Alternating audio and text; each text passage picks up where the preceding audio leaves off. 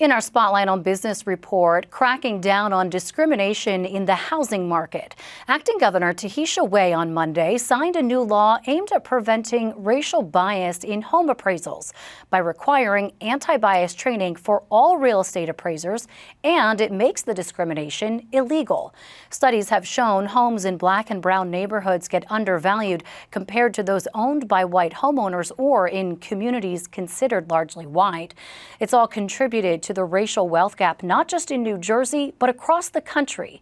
For more, I'm joined by Laura Sullivan. She's the director of the Economic Justice Program at the New Jersey Institute for Social Justice.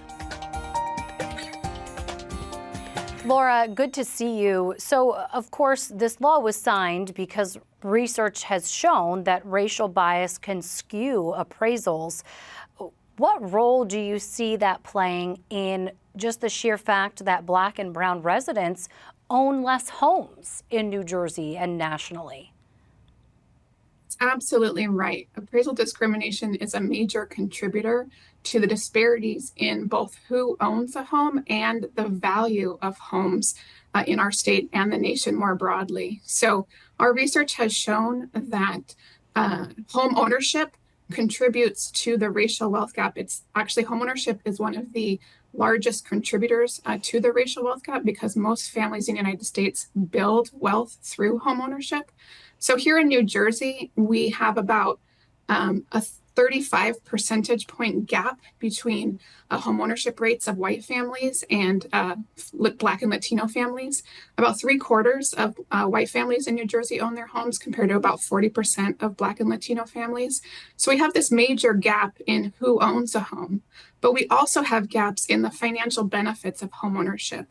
So when families are able to become homeowners because of appraisal discrimination, because of barriers to fair lending, and because of other factors, we see that families of color benefit less financially from homeownership, and appraisal discrimination is a major contributor to that. So then how will this new law prevent that from happening? Does it give these homeowners any teeth to go after appraisers who undervalue their properties? Absolutely. We think this law is really an important step that shows that New Jersey is going to combat appraisal discrimination.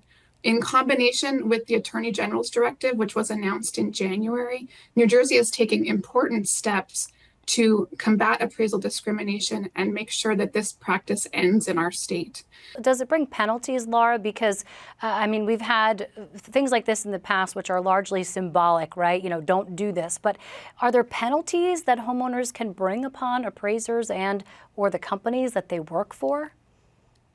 So the Attorney General has been working hard on enforcement and also public education. So we really think that in combination, this public education so that folks can identify when they're facing appraisal discrimination is really crucial. Imagine that you are going to sell your home and you're a family of color and it comes in lower. How would you know that it's really lower than that value and so than the true value of the home? So we really think it's really important that folks are able to identify that and then they can report those experiences to the Division on Civil Rights, who can then investigate and do enforcement.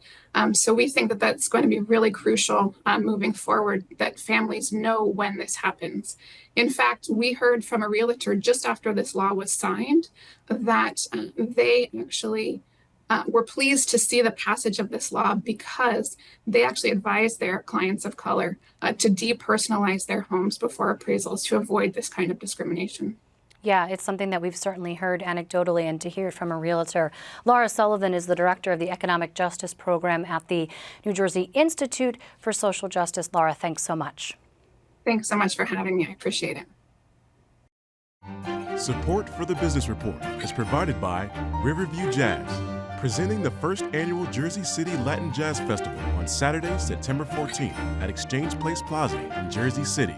Performance schedule and further details for this open to all event can be found online at riverviewjazz.org.